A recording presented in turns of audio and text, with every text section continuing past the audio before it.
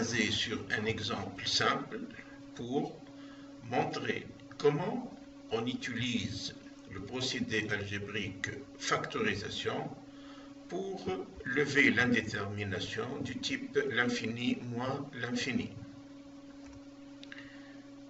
Soit f de x égale 4x au carré plus 6x moins 2 moins, entre parenthèses, racine de x à la puissance 3 plus 2x moins 3. Le travail à faire, c'est la détermination de la limite quand x tend vers plus l'infini de f de x. Domaine de définition.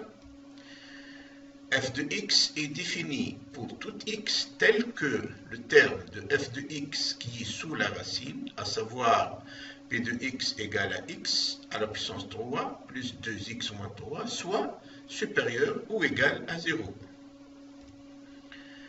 Observation.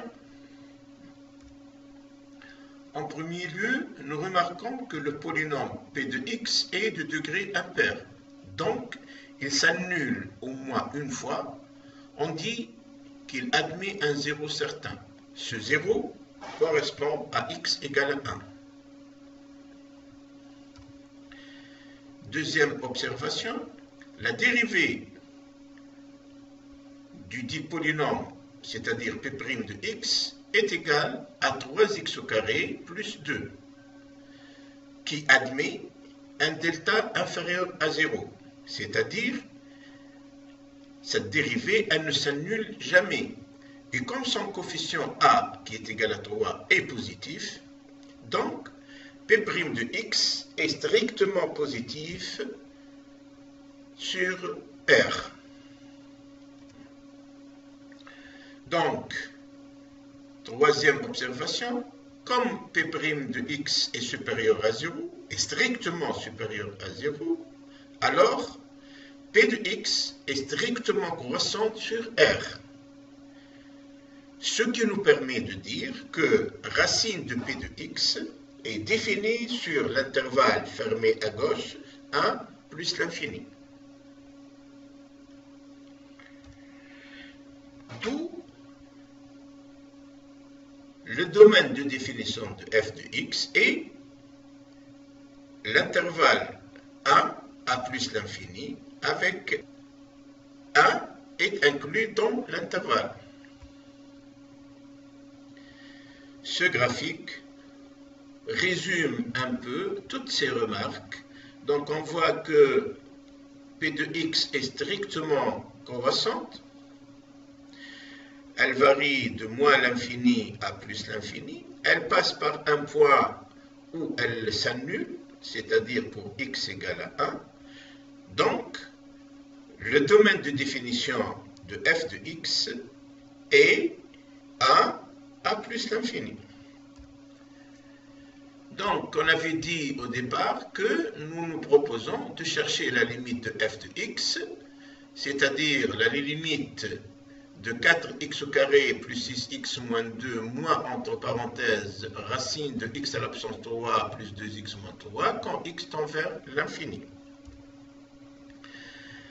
Nous savons que la limite de x au carré plus 6x moins 2 quand x tend vers l'infini est égale à la limite du premier terme de ce polynôme, donc est égale à la limite quand x tend vers plus l'infini de 4x au carré, donc est égale à plus l'infini.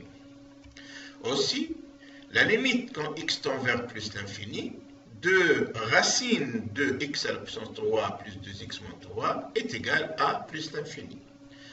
Ce qui nous permet de dire que la limite de f de x quand x tend vers plus l'infini est égale à la limite de 4x au carré plus 6x moins 2 moins racine de x à la puissance 3 plus 2x moins 3 quand x tend vers l'infini, donc est égal à l'infini moins l'infini. C'est une forme de limite indéterminée. On va procéder par factorisation pour lever cette indétermination. Donc cette factorisation va nous permettre de réécrire notre fonction f de x. Donc f de x est égal à 4x au carré plus 6x moins 2, moins racine de x à la puissance 3 plus 2x moins 3. On va mettre en facteur x2 dans cette partie de la fonction. Donc on aura x à la puissance 2, facteur de 4 plus 6 sur x moins 2 sur x au carré. Moins, on va multiplier l'entité sur la racine par le quotient x sur x, c'est-à-dire comme si on l'a multiplié par 1. Donc c'est x sur x, facteur de x à la puissance 3 plus 2x moins 3.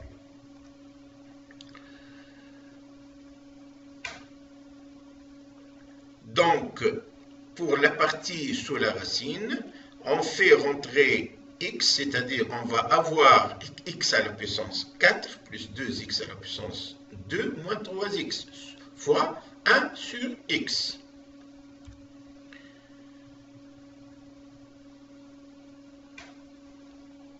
Donc, encore une opération au niveau du deuxième terme de notre fonction, c'est-à-dire on va mettre en facteur x à la puissance 4, on aura x à la puissance 4 fois 1 plus 2 sur x à la puissance 2 moins 3x à la puissance 3.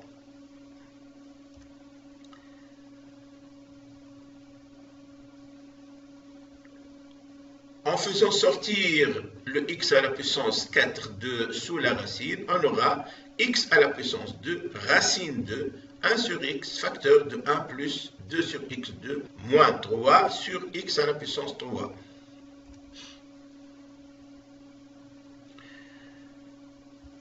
Donc on a obtenu cette forme-là de f de x, c'est-à-dire x à la puissance 2 facteur de cette quantité, et x à la puissance 2 facteur de racine, etc. Donc on va mettre en facteur x à la puissance 2 fois 4 plus 6 sur x moins 2 sur x à la puissance 2 moins racine de 1 sur x fois 1 plus 2 sur x à la puissance 2 moins 3 sur x à la puissance 3. Aussi, on remarque que les entités a sur x dans cette écriture-là tendent vers 0 quand x tend vers l'infini. D'où la limite de f de x quand x tend vers plus l'infini est égale à la limite quand x tend vers l'infini de 4x à la puissance 2, qui est égale à l'infini. Regardons cette illustration graphique.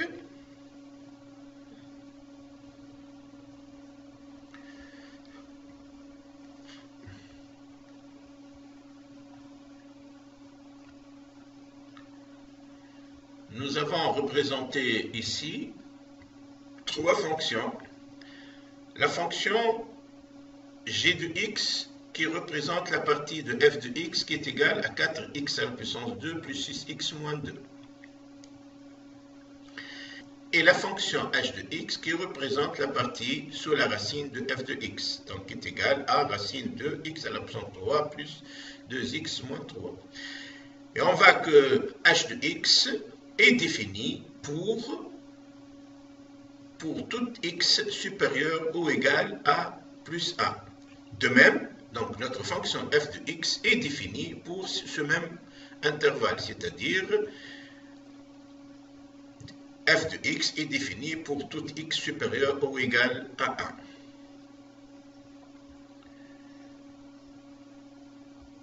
1. Et on voit que la limite de f de x quand x tend vers l'infini est égal à plus l'infini.